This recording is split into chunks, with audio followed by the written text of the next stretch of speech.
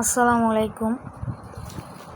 গাছের ডালে কলমের ক্ষেত্রে যে গাছের মাটিটা তৈরি করতে হয় সেটা আজকে তৈরি করছি, আর আমরা গাছে কলম দিব ইনশাল্লাহ। তো এখানে যে বেলে মাটি আর যে শুকনা গোবর আছে, তো সেগুলো আমরা ভালো করে পানি দিয়ে মিক্স করে নিচ্ছি।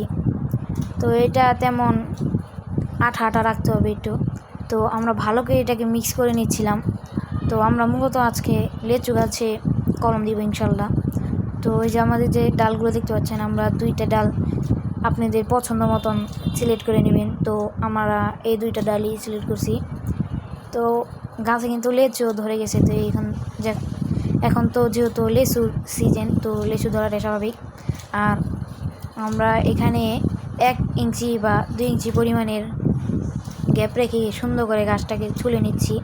তো আমরা 2টা কিন্তু সমান মাপে ছুলে নিচ্ছি, দেখতে পাচ্ছেন, এক কর থেকে আরেক কর পর্যন্ত।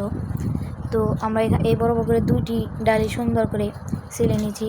তো এই যে দেখতে পাচ্ছেন, তো একই পরিসরে আমরা সুন্দর করে ছিলে নিচ্ছি। তো এগুলো ছিলে নেওয়া হয়ে গেলে এখানে হালকা করে পানি দিয়ে ধুয়ে নেবেন।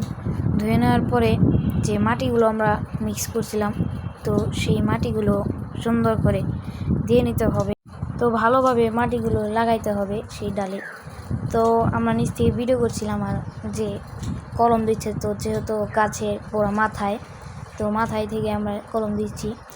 তো দুটো জায়গায় ভালো করে দেওয়া হয়ে গেলে সুন্দর করে একটি পেপারের সাহায্যে বা পলি, তো এই 2টির সাহায্যে সুন্দর করে আপনারা এটা বেঁধে দিবেন। বেঁধে দেওয়ার পর 1 থেকে 1.5 মাস পরে ইনশাল্লাহ আপনার শিকড় এসে পড়বে, চারা তৈরি হয়ে যাবে।